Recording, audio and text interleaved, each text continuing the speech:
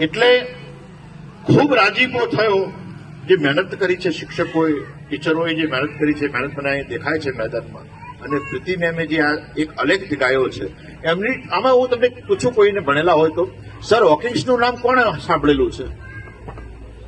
Sir હોકિંગ્સનું નામ કોઈ સાંભળ્યું છે? પેરેન્ટને પણ કહું કે તમે પણ ભણવાનું ચાલુ કરો. એક જ ભાઈનો હાથ અંદર થયો છે, તમે પણ ભણવાનું ચાલુ કરો. સર હોકિંગ્સની ચેર મેં જોયેલી છે, ઓન સ્ક્રીન જોયેલી છે. બીજા નંબરમાં મને એમ લાગે છે કે પ્રીતિ મેમની ચેર છે ને સર હોકિંગ્સ. પ્રયોગો માત્ર ભૌતિક શાસ્ત્રમાં નથી હોતા, પ્રયોગો માનવશાસ્ત્રમાં પણ હોય છે અને આ માનવશાસ્ત્રની સૌથી મોટી લેબોરેટરી છે જે બાળકોને તૈયાર કરી શકે છે, જે નવી પેઢીને તૈયાર કરી શકે છે, જેના ન્યુરોન્સ પૂરેપૂરા 5.5 વર્ષે બની ચૂક્યા છે. એ ન્યુરોન્સને જે એક ચોક્કસ ગરડમાં લાવી અને એનું ડિઝાઇનિંગ કરી શકે છે ને, એ દુનિયાનો સૌથી મોટો તપેશ્વરી વ્યક્તિ છે. એવું એક પર્સન જે છે ને કહી શકું, પર્સનાલિટી કહી શકું, એ મેડમ છે, પ્રીતિ મેડમ છે.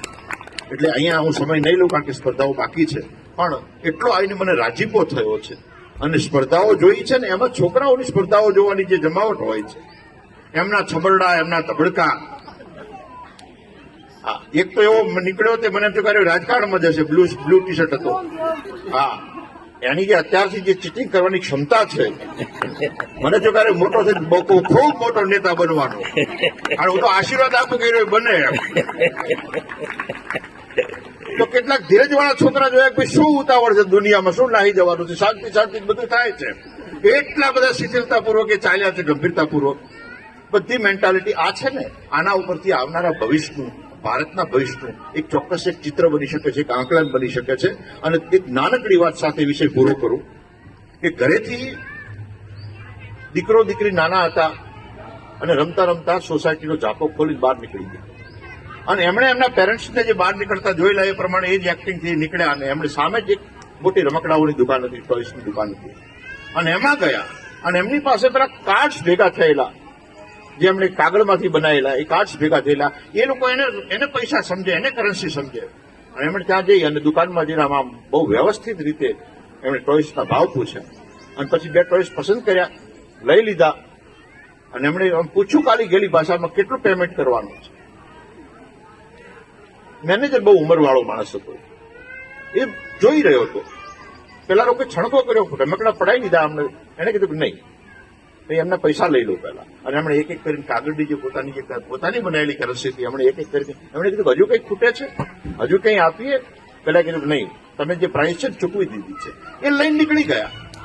શેઠની નજર હતી ને એ બેઠો બેઠો કોમ્પ્યુટર રૂમમાં જોઈ રહ્યો હતો, બધું મેનેજમેન્ટ રૂમમાં જોઈ રહ્યો હતો. એને પેલા કીધું તમારી ઉંમર થઈ ગઈ છે, તમારે હવે રિટાયરમેન્ટ લઈ લેવું પડે.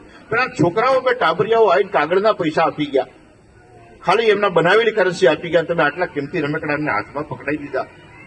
તમે ખરેખર આવડું મોટી ઉંમરના થઈને આવી ભૂલ કરો છો. તમે હવે ખરેખર લાયક રહ્યા નથી, દુકાન ચલાવવાને લાયક રહ્યા. એને કીધું કે મારા પગારમાંથી કાપી લેજો, પણ હું એટલા માટે એને ન અટકાવી શક્યો કે આજે એને ખબર નથી કે એને છે ને ડુપ્લિકેટ કરન્સી આપી છે, એના માટે એની ઓરિજિનલ કરન્સી છે જે એને બનાવેલી છે, એને ખબર નથી. પણ જો આજે એના હાથમાંથી મેં રમકડું લઈ લીધું હોત ને, તો દુનિયામાં જયારે મોટો થોત ને જે હોદ્દા ઉપર જાઓ અને જે ફેકલ્ટીમાં જાઓ, એ આખી દુનિયાના રમકડા લઈ લેવાની માનસિકતા સાથે પેદા થઈ.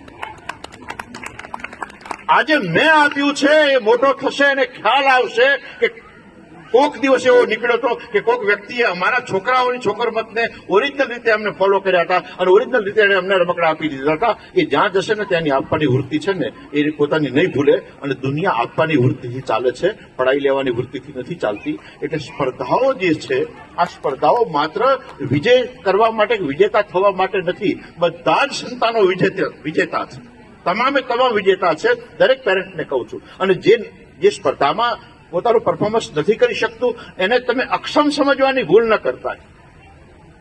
દુનિયાના 70% સફળ લોકો એવા છે કે જે લોકો એમની સ્પર્ધામાં પાછળ રહી ગયા હતા, પણ જગતની સ્પર્ધામાં એમણે પોતાના ઝંડા ગાળ્યા છે.